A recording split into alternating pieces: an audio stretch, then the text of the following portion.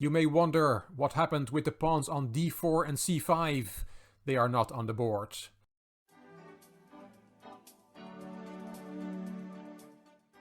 Hello chess fans, this is Rick from Chess to Impress. In these COVID-19 days I hope you're all keeping safe. And I hope I can distract you somewhat from all the doom and gloom with my chess videos. This is number 8 in the series The Most Fantastic Chess Moves Ever Played. We're going to look at a very special one again. One that even made it to Hollywood. It was featured in a James Bond movie. It was played in 1960 in the 27th Soviet Union Chess Championship. The white player was Boris Spassky, future world champion. He would gain the title 9 years later in 1969. On the black side we had David Bronstein, former world championship challenger in 1951 against Mikhail Botvinnik. This USSR championship was won by Viktor Korchnoi. Let's see what happened in the game between Spassky with white and Bronstein with black. e4 from Spassky, e5, and Spassky played the King's Gambit. Yes, why not? E takes f4, knight f3, and now g5 is the most popular move. But Bronstein, true to his style, prefers quick development of his pieces and plays d5 instead. Spassky took, and bishop d6, developing that bishop and covering the f4 pawn. Knight f6 is a more popular move in this variation. But bishop d6 is fine as well, of course. Knight c3, knight e7 developing, d4. Bronstein castled, bishop d3, the other knight got developed, and Spassky castled. And here knight f6 is a very natural move, but Bronstein played h6. He probably had a follow-up with g7, g5 in mind, and he's preparing that move, but it's quite slow. Knight e4 from Spassky, knight takes d5, and that knight is kicked and jumps into white's position. That's a fork, so you really have to take that knight. Spassky took it, f takes, and now knight takes d6 is a move that makes sense, which makes sure black no longer has the bishop pair. But this position doesn't promise white much. So after f takes e3, Spassky played c5 instead, kicking the bishop back. Bishop e7 and bishop c2, making room for the queen on d3, and then that will be a very strong battery, and black has already weakened his king somewhat with the h6 move. Rook e8 was played by Bronstein, and there comes the queen to d3, and now e2. Attacking the rook. So you would think white will have to do something about that, but this is where chess history is made, as we now see one of the most fantastic chess moves ever played. Before we admire that move, let's see what would have happened if instead of e2, Bronstein would have played knight f6. A natural move to defend the king. Then you can take it. Bishop takes, queen a7 check, but after king f8 white's attack has come to a halt. So knight f6 would have been very playable, but as said, Bronstein played e2. And here we have that move. Knight e4 to d6 was played by Spassky, and all you can say here is just, wow, what a move.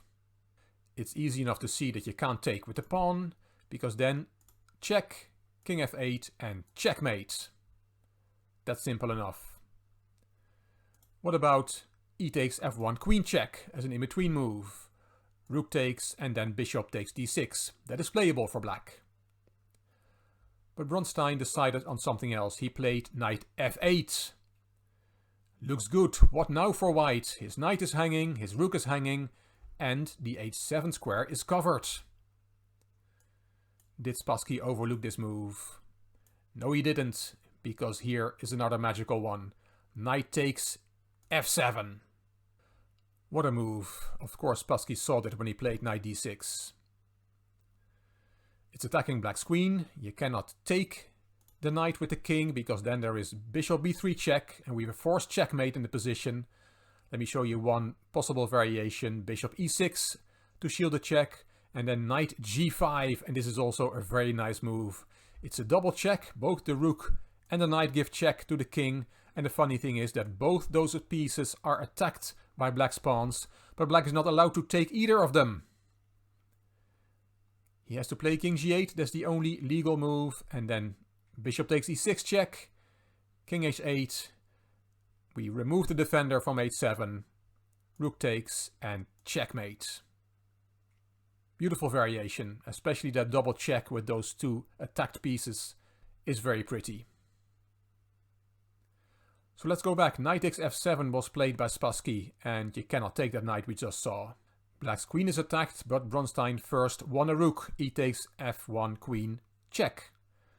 Spassky took back with the rook, brings that rook into play as well, and now king takes f7 still leads to checkmate in the way we just saw. That doesn't work. What about queen d7 saving the queen? Well, that fails to knight 3 to e5, attacking the queen again, and white's attack is just too strong. So what to do here? Well, Bronstein came up with a creative solution. He played bishop f5, giving back a piece, which black can afford as he just won a rook on f1. Spassky took it, and queen d7, trying to get the queens off the board. But Spassky did not want to swap the queens. He still has a raging attack. He dropped back to f4, bishop f6, and knight 3 to e5. All 5 white pieces are ferociously attacking the black king. Bronstein played queen e7, his queen was attacked on d7, and bishop b3, setting up a deadly discovered check. If you go to h7 with the king, then there is queen f5 check. If you play g6, then there is queen h3, threatening to take on h6. If you then play h5, there is queen e3, changing the point of attack, and black is not going to survive this. In the game after bishop b3, Bronstein took on e5. And knight takes e5 check. The bishop is giving check to the king. And this screenshot is from the From Russia with Love movie. It's clearly the Spassky Bronstein game. Knight takes e5, and you can see that bishop on b3 giving check to the king on g8. But you may wonder what happened with the pawns on d4 and c5. They are not on the board. This was a multi-million-dollar production, but they didn't bother setting up the position correctly. Back to the real game with the pawns on d4 and c5. After knight takes e5 check, Bronstein played king h7, but resigned after queen e4 check, and that move was also shown in the movie. Why did Bronstein resign? If you block the check with g6, there is rook f7 check, and you have to give the queen for the rook. And white is a piece up, and black will have to give more material to avoid an immediate checkmate. So that doesn't work after queen e4 check. King h8 does not work either, because then we do have a forced checkmate in 4 moves from here. If you want to look for yourself, it's a nice little tactical exercise. How does white checkmate a black king from here? Again, you're going to remove the defender of the h7 square. Rook takes, knight g6 check, king h7, and we have another double check.